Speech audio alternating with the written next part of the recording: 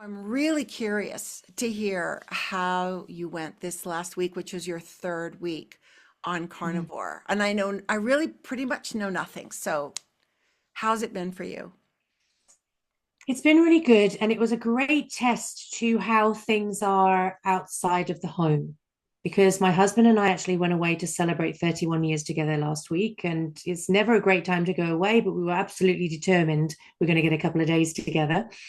And I was a little bit apprehensive. How am I going to make this work outside of my home? Because it's very easy when you're at home, you're in control of everything, you can plan things, it's all that sort of thing. And so I was like, it'd be interesting. So anyway, we went and I actually loved it because it made it feel for me like this was really long-term sustainable. Hmm. So we did indulge a little bit. We went out for several meals, which was great and lovely. Hmm. And we had a few drinks, which I really enjoyed, Hmm. but I didn't overindulge and I didn't feel the need to overindulge. So it was really interesting. So, we bought plenty of wine and only had a couple of glasses. Hmm. Whereas I think previously would have gone, right, we're away, we need to make the most of this, we need to have all of the treats and all of the things and all of the, because we don't get a lot of time together.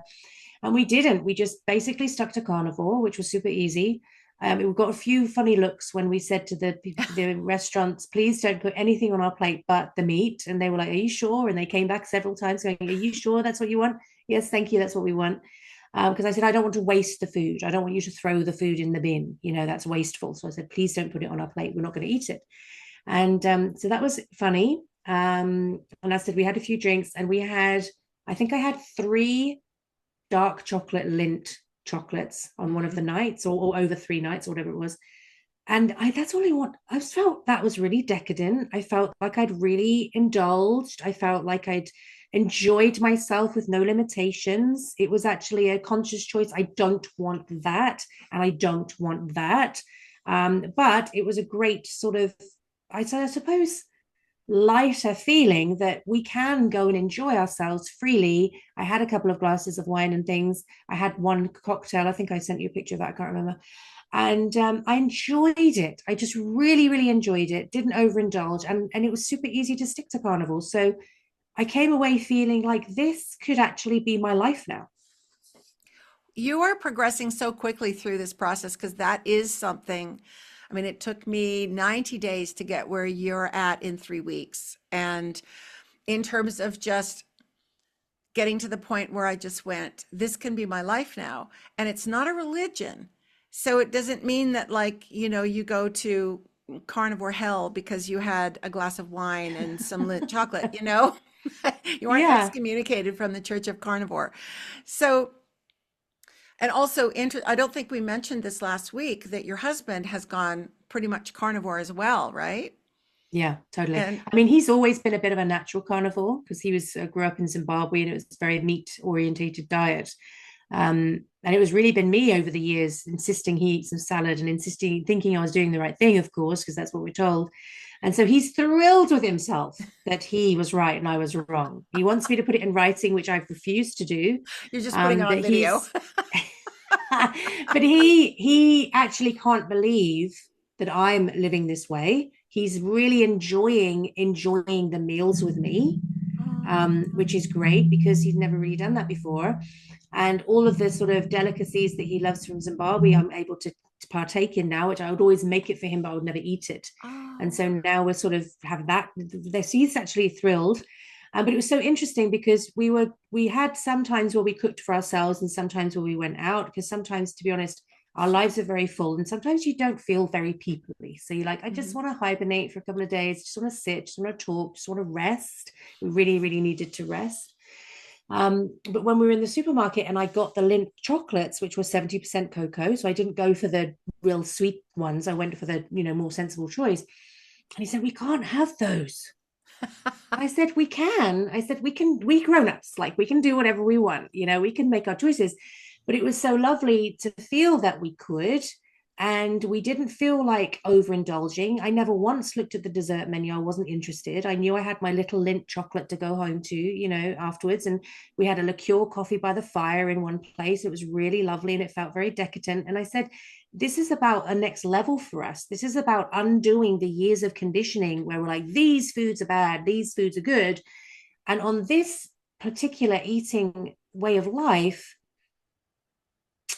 I don't feel like it's these foods are bad, I cannot have them. It's these foods clearly don't suit my metabolism. They don't suit my body. They don't suit my system. And, I know that you say I've made huge progress in 3 weeks, but we need to just remind the audience I was on my knees with my health. Yeah. Like I was absolutely desperate. I just didn't know which way to turn.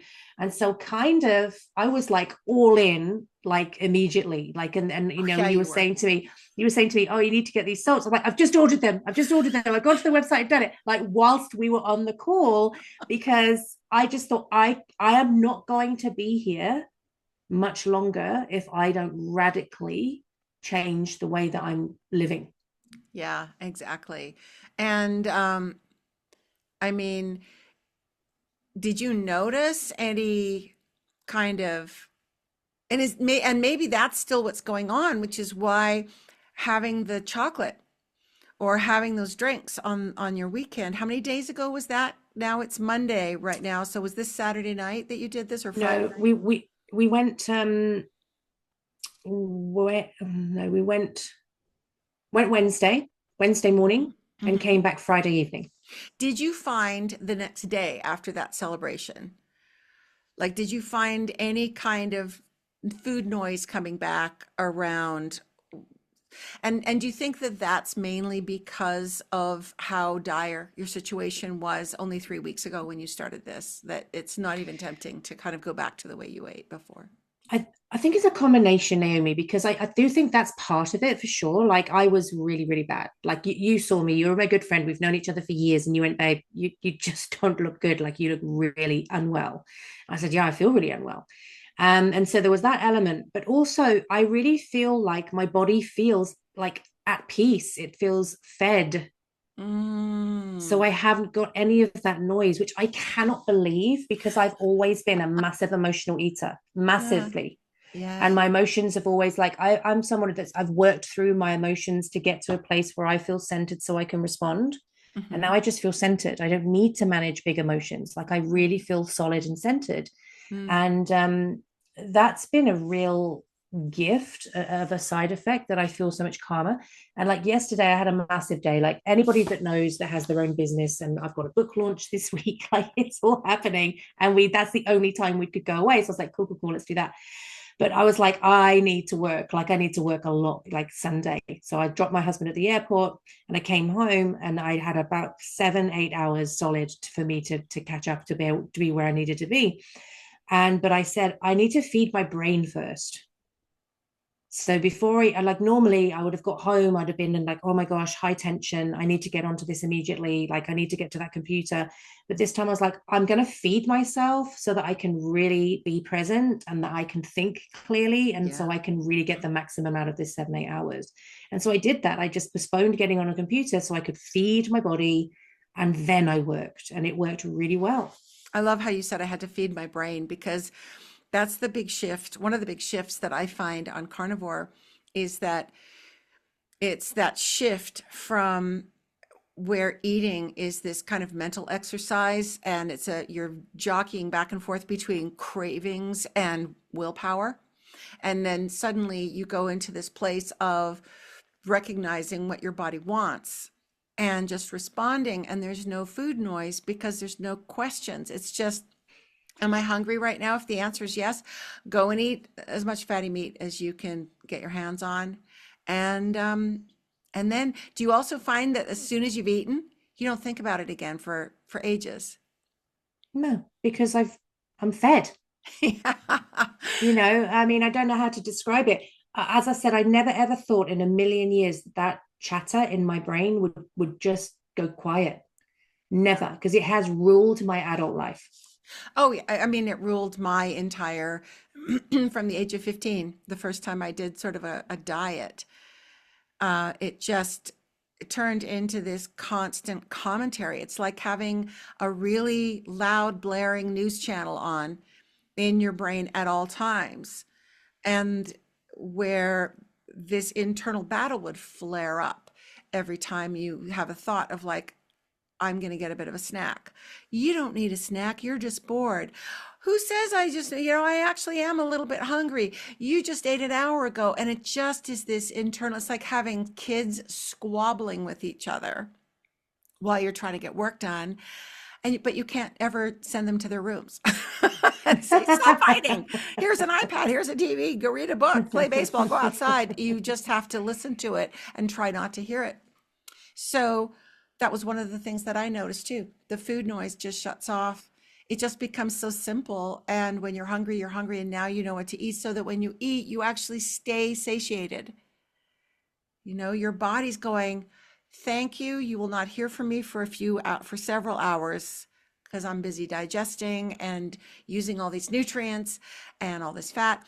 Speaking of fat, you upped your last week. You had said that bit of a coaching moment in the very first meeting that we had was timely because the next day you started feeling exhausted and you knew, oh, this is that thing Naomi told me about. I need to go and up the fat. And you said that it really made a difference. Yeah, and it wasn't just exhausted, it was hypoglycemic. Like I was shaking, I was in crisis. I was like, oh, I haven't had this before, what's going on? Mm-hmm. And so I did up my fat content. I need to up it more. I know that. I'm learning, like we've had conversations and Yep. you've sent me some resources of how I can do that. I'm actually pleased to report I'm still having cream and my skin's fine. So I think it must Great. have been a bit of a detox part. So that I'm Very. really pleased I can have cream. That's great. But yeah, no, I've just yeah just been able to do that, but I'm going to increase my fat even more because I know I'm not having enough. Yeah. Have you spoken to your butcher about getting offcuts and things like that? And what was his reaction? Well, it was pretty busy when we went in, but he's really great, and so we actually asked if he did fatty mince, and he Mm-hmm. went, I can do that for you right now.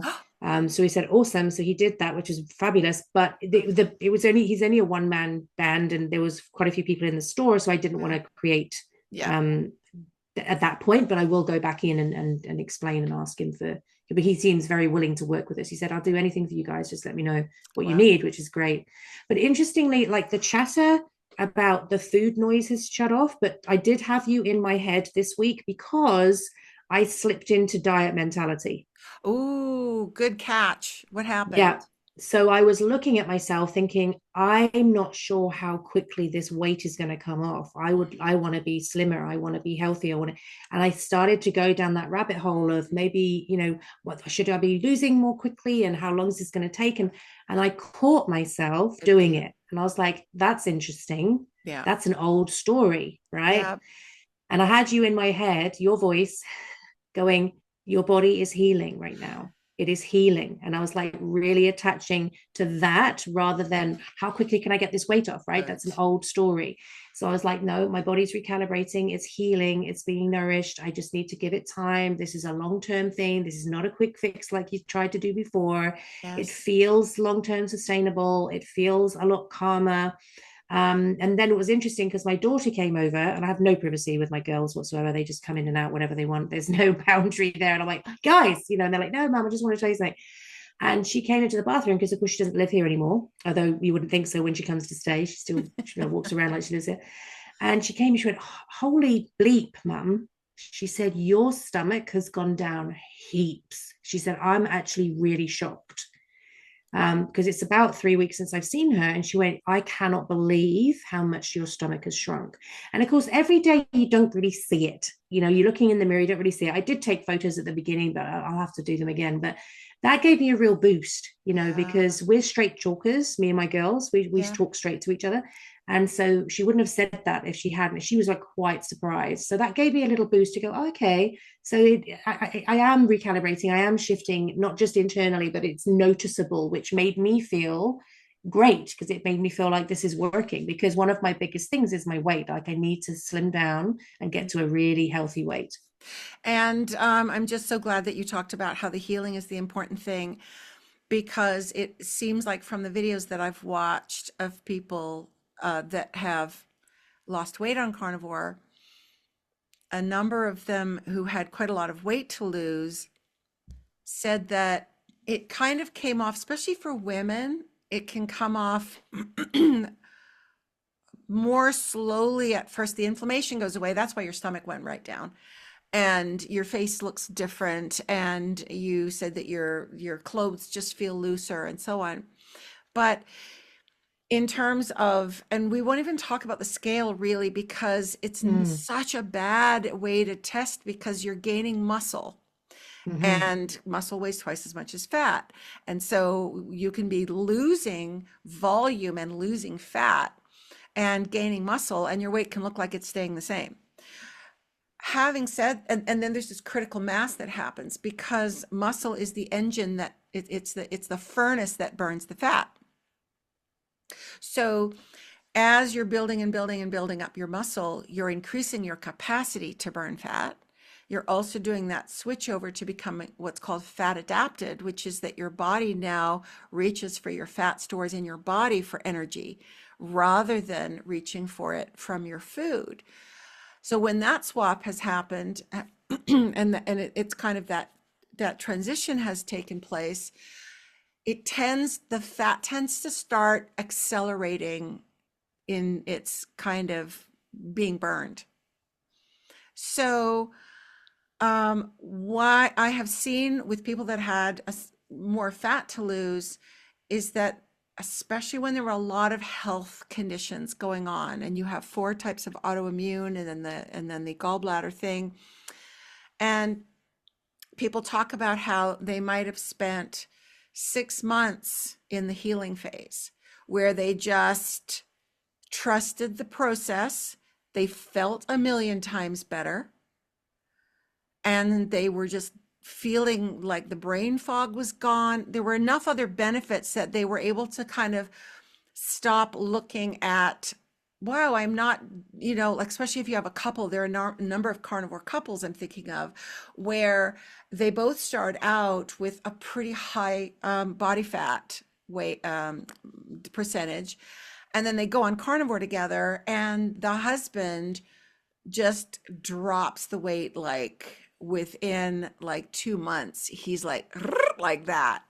And she's gone down a little bit, but she's looking at him going, what the hell? We eat the exact same thing because our bodies are different and we have a different relationship to fat because we need body fat for, it's the hormonal relationship to fat is different, and our bodies are meant to carry babies and protect them and things like that. We lose it, we lose the fat, we do, but we don't lose it in the same way and at the same rate. And so I know from watching those videos that this can be discouraging for the female half of a partnership when they see the male has just become a different human being. He looks like he did in high school. And she's, but before and after of her still looks dramatic, but she might have 30 more pounds to go or something like that, 16 more kilos to go. So, in every single case, they talk about this alternating between fat loss and healing. It's like the body does this relay thing, and I've experienced it in my own healing. And did I explain this in one of our other couple of videos that we've done so far? Because I noticed there was this sharp drop in weight that happened when I started eating this way, and that was inflammation going away. And then it kind of plateaued for a little while, and then another sharp drop, and then it plateaued for a little while, and then I just recently had another couple of kilos come off, and now it's plateauing for a little while. Because so I'm glad I knew two things. I'm glad I knew about this. Your body goes back and forth between ditching the fat, and when you think about it, fat is protective. Your body stores fat for one reason only, and that is to protect you against future danger. So that's why when we're under stress, we store fat. When we're feeling starved, we store fat. When, you store fat, obviously, when you way overeat fat as well, and you're eating carbs and things like that. But the purpose of the storage is to ultimately protect you against famine so that you've got enough energy if the food kind of goes away for a couple of months. So because we've got this mechanism, it makes sense that you go through a healing phase where your body's not feeling safe yet because you haven't done all the healing. So you do a whole bunch of healing and your body goes, okay, I'm feeling pretty safe now. I feel like it's time to jettison some of this fat. Maybe don't need so much. Away it goes, drop. And then it kind of hits this place of like, let's just keep working on the healing. Maybe let's just, got a few other things to kind of fix up after the body feels safe again. All right, everything's still looking pretty good, still feeling kind of healthier. Time to like jettison a bunch more fat because fat being protective, the body's not going to get rid of it unless it feels like it's safe to do so. And I think that's why it's kind of this, especially with women. So because of a million videos that I had watched and carnivore coaching videos and everything before I started, I had the same experience that you did of like, hang on, why am I not losing? I want to lose a little faster. Caught myself, Mm. just told myself that is not how we're doing this. And then I let go of it pretty easily because my mood was in such a good place from doing carnivore. I was able to just go, okay, fine. I didn't weigh myself very much. I think I weighed myself once a month or something like that. And I actually recently I went on Lion Diet and then I went back on sort of a fuller carnivore. Certain things I haven't started doing again, but I was just eating. This part of me was going, I've started going in. I had a really stressful couple of weeks because I had so many things I had to manage, and I was traveling and I was doing workshops and I had to shoot some videos and I had to do master classes, and I just didn't have a second in between. Okay, now I have to work on the slides, and now I have to do this, now I have to do that, I have to get on a plane, I have to figure out what I'm wearing in that photo shoot, and on and on and on. And that created a level of, I wouldn't say stress necessarily, but I was just at this heightened performance stage that I'm not normally at. I've got a lot more time to kind of decompress in between tasks. So I felt like I was eating more than normal and I was traveling. And so this little voice, just like yours, that the old paradigm voice came up and said, well, I've been eating. I bet it's kind of crept up again a little bit more. And I hadn't weighed myself in a couple of months, and I just thought, well, let's just see. I weighed myself at the end of Lion Diet, so maybe it had been 6 weeks earlier. Let me jump on the scale and just see where it's at because I feel no stress about it because this way of eating will ultimately have me at the weight my body was born to be at. Whatever that is, I don't know what that is. I will find out in 6 months, in 2 years, whatever. I got on the scale, I was down half a kilo from because my metabolism is so healing that now if I eat more, my body goes, there must be more abundance. It's safe to just kind of drop a little bit more of the ballast that I'm carrying. So just the comfort level with not feeling scared anymore and not feeling an adversarial relationship with my body. Do you feel similar? Like you don't feel as that adversarial kind of like, I don't trust my body. It's always looking for ways to get fat and be unhealthy. Has it changed I in? feel peaceful. I Yeah. feel peaceful. And interestingly, the other day, we were going out and I put the next size jeans down on, and not only could I pull them together, I could actually do them up. And I was like, that's really interesting. Because before there was no way, like I was like that. There was no way I was going to get into them. And so I didn't wear them just because I thought we're going on a long day to the zoo. As you know, I said, we're going to the zoo. Um, I didn't wear them because I wanted to be super comfortable. And I wasn't sure, like in the day, is it going to be uncomfortable? I didn't want to be grouchy because my clothes were uncomfortable. So I wore my bigger jeans. But it was kind of cool to be able to put them on. And I kind of could have worn them Yeah. but I wasn't sure how they were going to feel. But that was nice. So I'm sort of taking it as how I feel in my clothes. And so now I'm looking forward to getting into those comfortably and then working down to the next size down. That'll be amazing. Like, Yeah. and for me as well, if it takes me 2 years, but it gives me 20, I'm happy with that. Yeah. That's the right perspective. And another interesting thing about the jeans, because I think I mentioned this last week, I bought a couple of new pairs of jeans when I was away at that mall. And I had the same thought of like they fit perfectly. Like when I would wear a size 12 jean, they'd be comfortable, but then really kind of saggy in places and not good. They didn't look good. And I don't need them to be painted on looking, but they didn't look like they fit me. And I had a friend of mine who's like the brutally honest friend, like you've got your daughter who just like straight talker.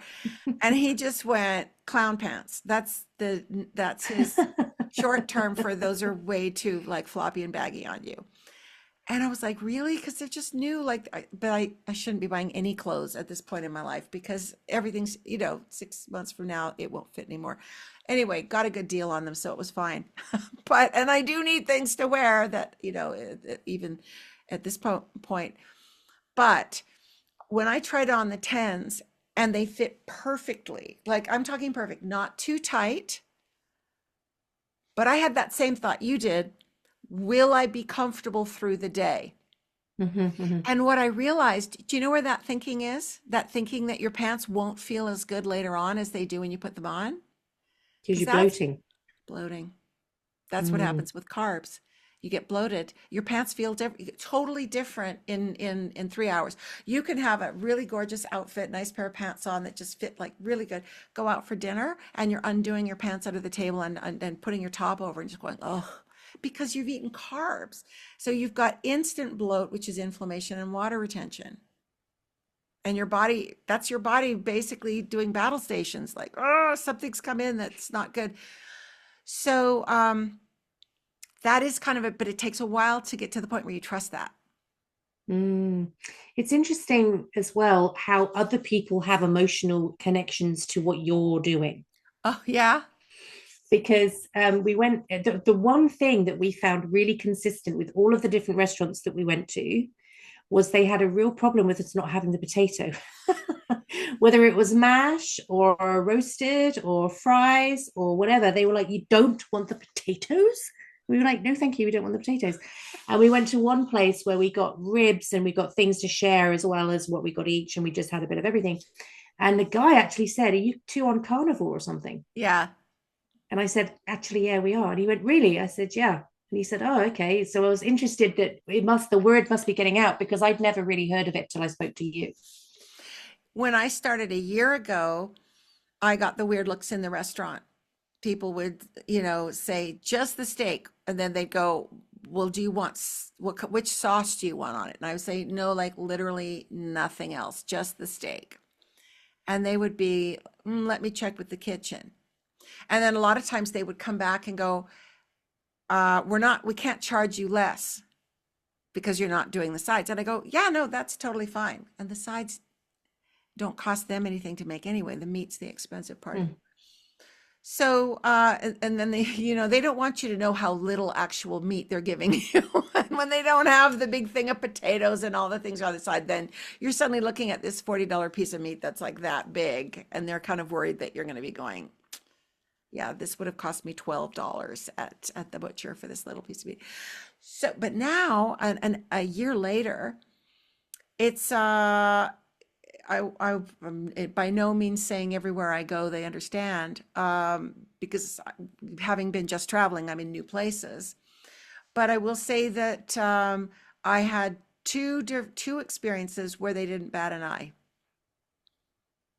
Just like, okay, what sides do you want with that? And I say, no, just I always ask for rare because if a place, how have you had the experience where you ask for medium rare and it's medium or well because they Mm. really don't know what they're doing in the kitchen. They've got a work experience kid cooking the steak. And so I've found that by saying rare, at least the worst it'll be is medium rare Mm. or medium. And if it is rare, I'm fine with that because I eat rare all the time. As you progress more and more in carnivore, most people kind of develop a taste for the meat to be less cooked. But I had a couple of experiences where I just said, I just want the steak. I don't want anything on it, nothing at all, just literally salt. Oh, and if you have some real butter, not the kind with olive oil, but the actual real butter back there, you can put like a big slice of that on, or give it to me on the side or whatever. And I had two places where it was just like, okay. And they go, and obviously you don't want any sauce. And I go, correct. And they go, okay. All right. And they walk away and it's not a big deal. And out comes your beautiful steak. And it's like somebody in the kitchen's heard about carnivore, doesn't hate you because of it. And is happy to oblige. One restaurant I had this about 6 months ago was actually, it was in May. They, when it came out, the chef had sliced it into these beautiful slices and arranged it on the plate. Like he tried, and I Yeah, I appreciated love that. I that. thought that was great. So it is, I don't know if these were just really well-trained wait staff that they didn't sort of make me feel judged for just wanting the meat, or whether it's becoming more common, but it's definitely not the shock reaction that I was getting, a year ago. And I have my restaurants that I go to, like the Chinese restaurant near here that I go to, that they see me coming, they don't even give me the menu because they know I'm having the half roast duck with nothing. They'll give a menu to the person I'm with. But isn't it interesting though that like a thread going through all of this is, when did we stop articulating our preference? Yeah, in terms of, Whether it's, well, with whether it's I'm not drinking for a while and people are like, oh, come on, have a drink. yeah. Or, I'm not having the fries. Oh, come on, have the fries, because they're having the fries, they're having the drink. They don't want you not to have it because it makes them feel bad. Yeah. And how much do we soften our edges, or, how much do we sacrifice our deep truth to keep other people happy? It's about the preference. I mean, I'm very much about preference these days. I must have hit that age where I'm like, oh, I'm just not doing it anymore. And it's like, if you go into a restaurant and they take me to a table, I'll say, is that table over there free? I would really prefer to sit there if that would be okay. And Hmm. 9 times out of 10, they go, yeah, absolutely, go, sit there. But we think we need to prioritize ourselves, prioritize, and I don't mean in a selfish way, I mean in a, this is what suits my body, this is what does not suit my body, this is the choice I'm making right now. I don't want to make that choice, that's somebody else's choice. I don't want that choice put onto me. Like for me, I'm not going to go out trying to convert everybody to carnivore. Mm. Like it's a very, very specific way of living. It's got to be right for you. You've got to feel in alignment with it. Do you know what I mean? All of those things. It's just finally, as someone who has struggled with health issues all of my life, and that chatter and all of the things, never before have I been in a situation where I felt calm, peaceful, that this is sustainable. And it's carrying me through some very stressful times because, Mm. as you know, I've had a lot to contend with over the last few weeks. Even going away, like we were having 11 to 9 texts, 11 to 9 phone calls. This has happened. Having to coordinate a get a sick kid coming home from school when we were 2 hours away, and all of those sorts of things. And I just was like, yeah, okay. And it didn't contaminate our time. It was Mm. just, I'll deal Great. with that. I'll set it aside and I'll carry on, because there's this different energy around me, I suppose.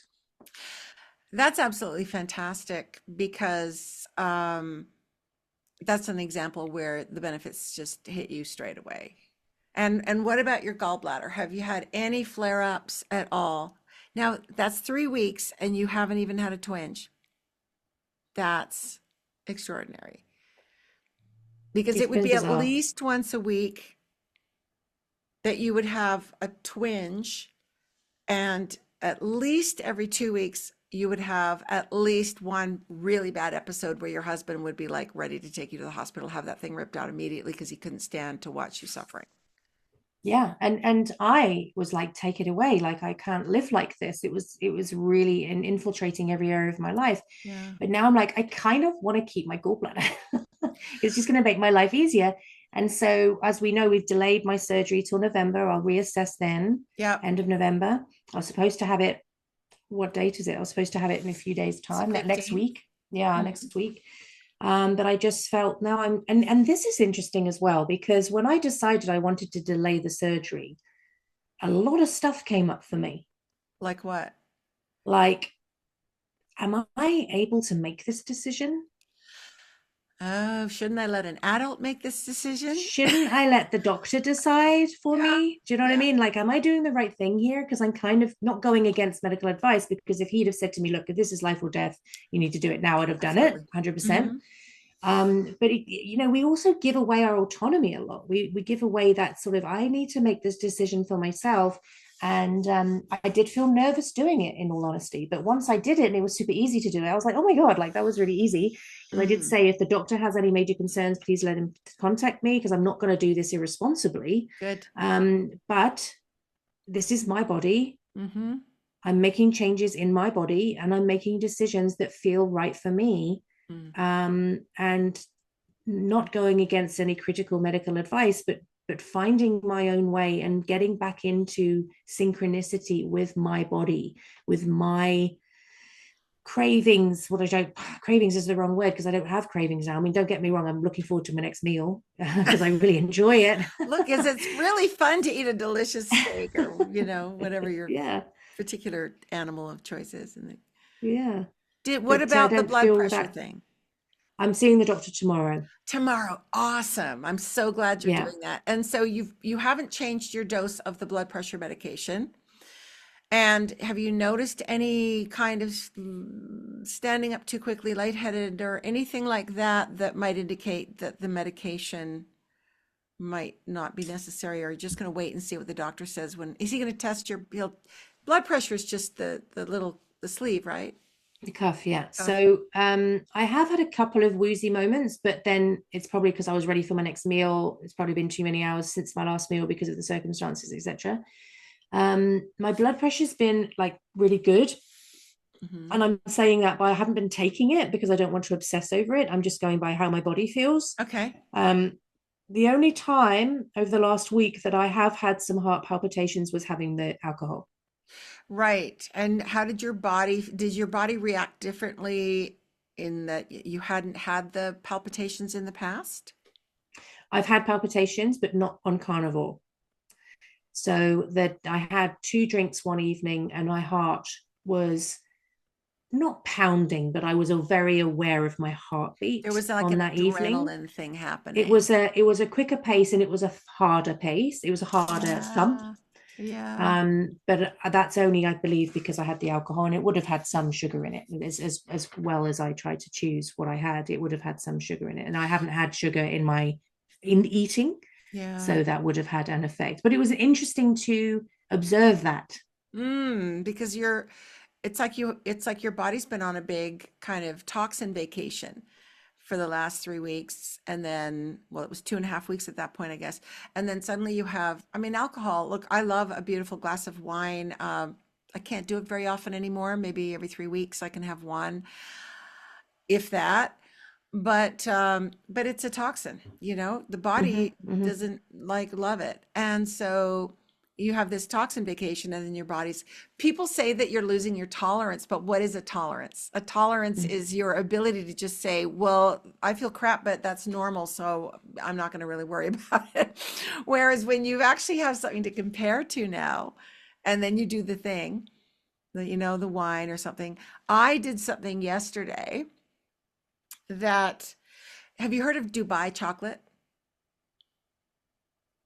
Anybody watching this, if you've heard of Dubai chocolate, it's this thing that for the last, I don't know, year or something has been raging. A company in Dubai made this chocolate um, that had pistachio paste mixed with a kind of Middle Eastern really crispy pastry that's been like chopped up into like little shards and mixed in with the pistachio cream kind of paste. And then that's in the middle of a bar of milk chocolate. And these bars were viral. They were going absolutely crazy, like selling on the internet for ridiculous amounts of money. Now everybody's jumped on the bandwagon. Lind has one now, has a bar that's called Dubai Chocolate. And my curiosity has been piqued by this, but I've been carnivore this entire time. And so there was no opportunity, nor was there really the desire. And then I saw this thing about a month and a half ago online where it compared the best Dubai chocolate dupes. And Aldi has this thing called pistachio bombs that was rated like a number three in terms of dupes as being like, in terms of like pretty good, pretty close. And Aldi in general, I believe I used to like their chocolate. I would find that it was pretty good quality chocolate. So I'm thinking, oh yeah, that tracks for me that is high up there on the dupes. And then I saw this Aldi pistachio or Dubai chocolate version, and it was just like, now I'm super curious. So yesterday, after having my sourdough that I have at the friend's house, the morning thing that's every couple of weeks, I thought, today's the perfect day since I've already had the sourdough bread, and I'm just going to go to Aldi because I have to go do a couple of other errands in town. I'm going to go to Aldi and I'm going to get those bombs and I'm just going to satisfy my curiosity. So, couldn't wait to get to my car to taste these things. Put it in my mouth. I haven't had anything like this, no chocolate. Well, I had the chocolate truffle at that truffle lunch thing like 3 months ago, but that was beautiful dark chocolate. This was like candy level chocolate.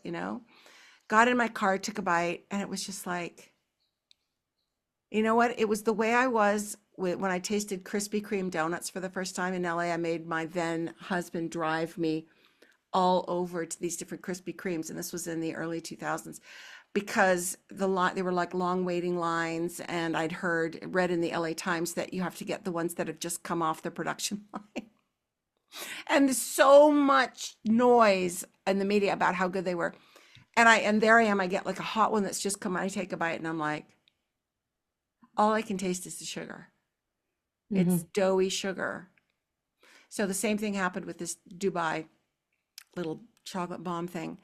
I'm like, this is so sweet. And I feel like what I'm tasting is corn syrup. I don't even feel like this is real, like regular sugar, which I don't think I would have noticed before. I don't know if I would have noticed the difference. So but I ate it anyway. I had the thought, oh, I could throw it away. And then the old programming that was there, they was like, well, don't throw it away because, it's who knows when I'll eat chocolate again because I won't let myself because I don't want it. But that doesn't matter because these parts of your brain don't talk to each other. So I ate like four of them.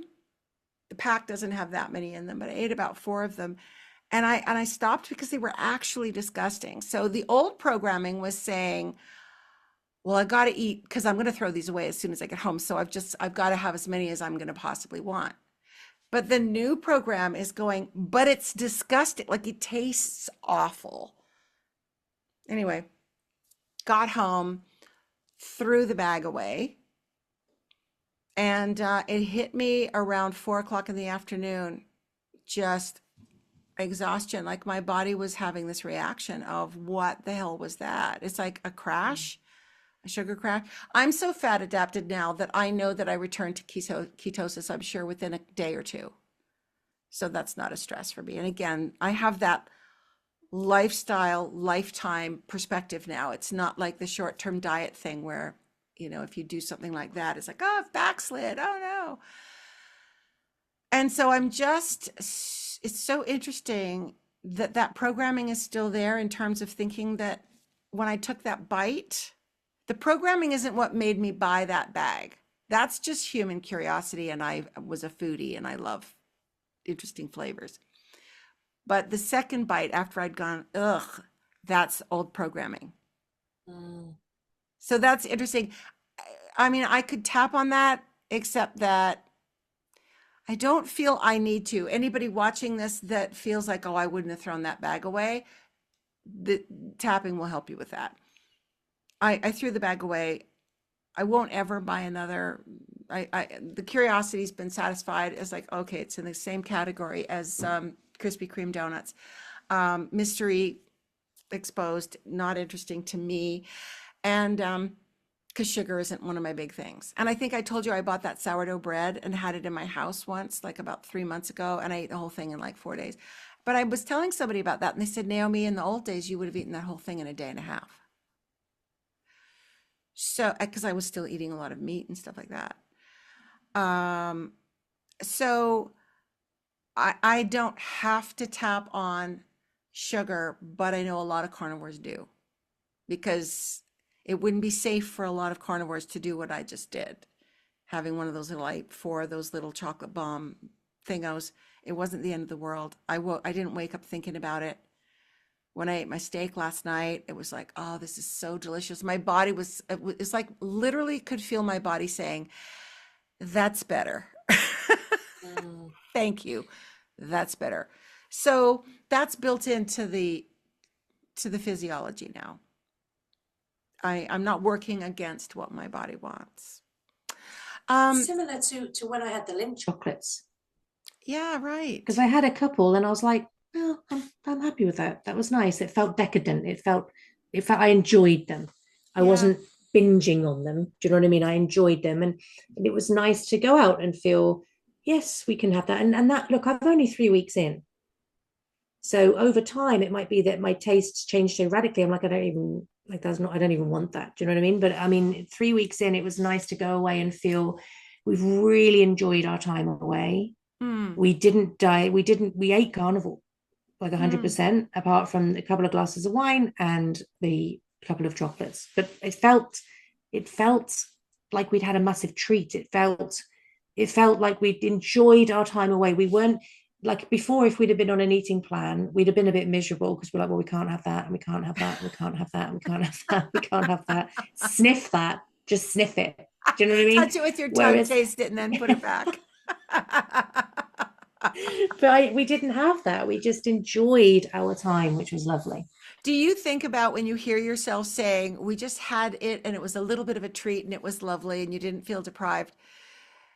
Because I'm hearing you and I'm thinking, prior to carnivore, I would hear some people talk that way and just think, what must that be like to be a person like that? 100%. Never in a million years. I mean, like I've since we've done this, my husband and I, we've cleaned up a lot of the food that the kids have as well, because we're like, we're understanding this to a whole new level now. So we're sort of, as things are being used, we're not replacing them, and we're just transitioning to this new way of being. And we're not going as radical with the kids because I don't know enough about it yet, but we're definitely Mhm. for gut health and with all of those sorts of things. But there's been like one of my son's girlfriend had a birthday, and I made a pavlova, and because that was her preference, and we had my son made her a birthday cake, and I had no inclination whatsoever to have any, which was Mm, so interesting because I'm a sweet girl. Like I would love cake, I would love anything like that. I will comfort as well, like yeah. stodgy and like a bun or something I could really sink my teeth into. I had absolutely zero interest in having any of it. Because you're giving your body what your body can really sink its teeth into, which is meat, and especially fatty meat. When you are saying that you feel like you need to up the fat even more, where is that assessment coming from? Sometimes I'm feeling a little bit tired, a little bit Okay. weary. So I'm like, I get my energy from my fat. I'm not eating Mm-hmm. enough fat. So I have sort of been a little bit aware of that. Not that it stopped me. I mean, Mm-hmm. compared to my previous exhaustion, it's Yeah. negligible. Yeah. But I'm very much tuning in, and I want to do this in the right way. I want to do it long term. I want to support my body. For the first time ever, I want to support my body. Because it doesn't feel like an impossible personality change to do that, which is how it used to Yeah. feel for me. So, what about seafood? Are you having any seafood? I have had some, yes. I had some mussels. One day I grabbed it because I knew I was going to be a long time till I had dinner.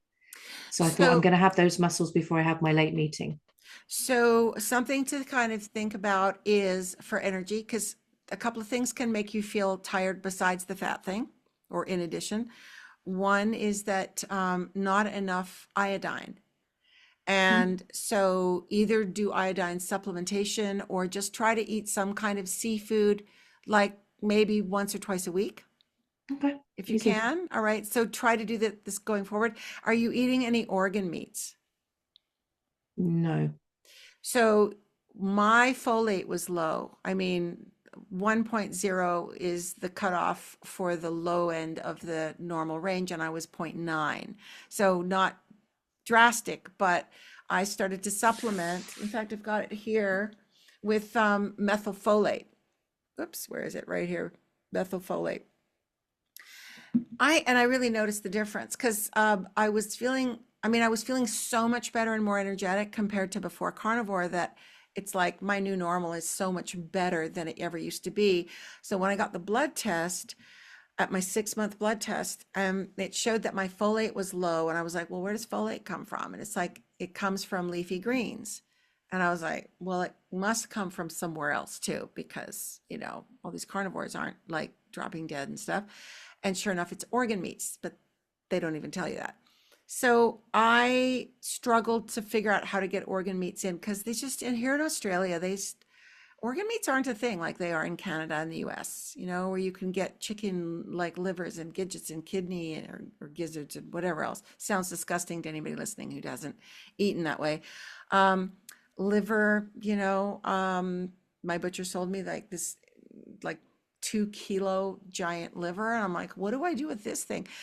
I'm starting to kind of come up with some strategies, like maybe ordering a whole liver and getting it ground up and then mixing it with my mince that I've got left over, about 4 kilos of mince left in my freezer from when I got that quarter of or half a cow, mixing it all together, making a whole bunch of patties, cooking them all, and then freezing them for like quick snacks. Because apparently you don't taste the liver at all when you mix it with mince. So buying small portions of liver doesn't seem to be an option in my part of Australia. And so I just went to the folate supplement, methylated folate. And it definitely, I went for a follow-up test about 6 weeks later, and my folate was now better. And that's kind of low iron in a way. And I did Mm. notice that I felt better. So not a bad idea to do some supplementation. Like I've got vitamin D, D3 and or D2 and is it D2, K2 and D3, these ones. Because there's not a lot of sun where I am yet, as summer happens and I start going out there more, I'll probably drop the D3 until autumn again. But those are just kind of some things to look at. When are you going to do your like blood test? Because when you do, I'll give you the full sort of breakdown of what you need to get, the different measures that you need to get tested. Because when you go for blood tests, usually they test a really narrow spectrum of things, but when you're on carnivore, you want to test a much wider spectrum. And I can tell you, Well, I'm going to the doctor's tomorrow, so I can certainly request a blood test okay, tomorrow. okay. And what about pate? Yeah, I was doing pate and I absolutely you can eat pate 100%. The only problem is pate tends to have a lot of other stuff in it. Hmm. So, there's one we have here in New South Wales that won a high award at the Sydney Easter show. Is like the fair that's not the Sydney Morning Easter show. What's it called? Anyway, I'm sure you have like an equivalent fair or something like that where there's like the award winner.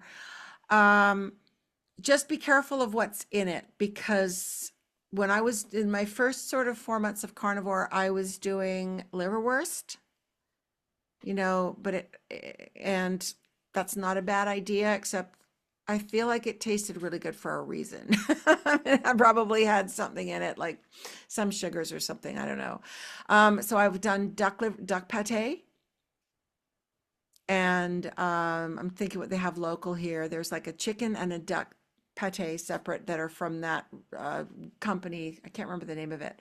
And then the Maggie beers, the one. And what Uh, would you have it with? Because, like, historically, I would have had that with crackers, you see.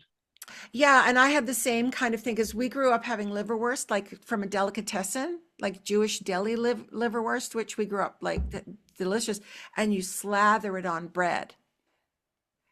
And when that's not an option, what I found is just eating it with a spoon or slicing it up and then just laying it on a plate. I mean, people say be cautious because you can get sort of a vitamin A overdose if you eat too much organ meat, but I would say you'd have to eat a lot more than you'd even want to. So I would just say, something to try for now. Mm. Ask your butcher if they can do small amounts of liver. They might not be able to.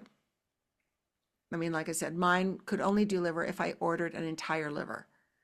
Mm, If he can do smaller portions of liver, then, get him to mince that up and mix it in with the mince because it's a really good way to do it. You can't taste it. Not that I mind the taste of liver, but there's ways to cook it that it just can taste bitter if you don't cook it the right way or you overcook it and destroy the nutrients by overcooking it. Hardcore carnivores, some of them just eat raw liver. And I say to myself, I can't even imagine that. And then I think, well, I couldn't imagine eating completely like blue rare beef until, like 3 months ago, where I was cutting up a steak and I had to cut a trim piece off because it wasn't like even. And I just went, something primal in me said, yeah, just put that in your mouth right now. That's not a bad thing. You don't have to cook that first. And it was like a big piece of sushi. Even the fat, it was like, okay, now I get it. It's delicious. Um, but yeah, you can try liverwurst. Check the ingredients, and if it's got a million things that you don't recognize the names of, don't do it. If you've got a deli near you, like an actual deli that makes their own liverwurst, ask them what's in it, give it a try. Here in Australia, I find a lot of things have sugar in them because the mm, Australian palate, it can go to an Indian restaurant and it's like so much sweeter than that same version that I would have in North America. Not every Indian restaurant. There's plenty that are doing like traditional, but it's something to be aware of. So just double check that. So I would mm, say give that a try. That was what I was doing the first kind of 4 months on carnivore. And then I dropped it because I started looking at the ingredients and going, oh, I don't really want all of that. And that's when I did nothing and then got the low folate and then went, okay, I need the supplementation until I can work out my strategy. So the two things I would say to do between now and when I see you next week is try to get the organ meats up somehow. I'm going to send you a list and I'll post it in the pinned comment below this video, the carnivore recommended blood work to ask for. And then like iodine, try to eat some seafood once or twice a week. It could even just be like a little tin of tuna, and it doesn't have to be packed in water. It could be tuna packed in olive oil, and then you just squeeze out the olive oil and mix that with melted butter, for example, to make it yum. And or mix a little bit of shredded cheese in with it, put it in a dish and put it in the microwave just to soften the cheese and mix that around. So nice ways to kind of get. So if you can, I would say even like try to 3 times this week coming, try to have something that's seafood. Doesn't have to be a huge amount. mm. Just try to like get that iodine happening. And then we'll know, I guess next week we'll know what your blood results are. And definitely there will be some improvement over, I think in 3 weeks, we'll probably see some improvement over your last blood work. And if you go to the same lab, it'll show your previous two blood tests right next to it.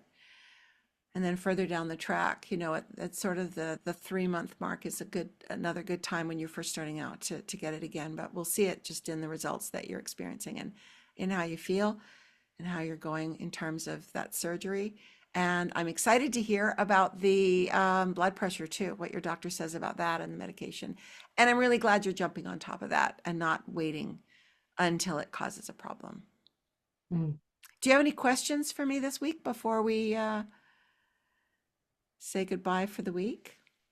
No, I think I'm grateful, and I'm learning. And I think, you need to be open to learning.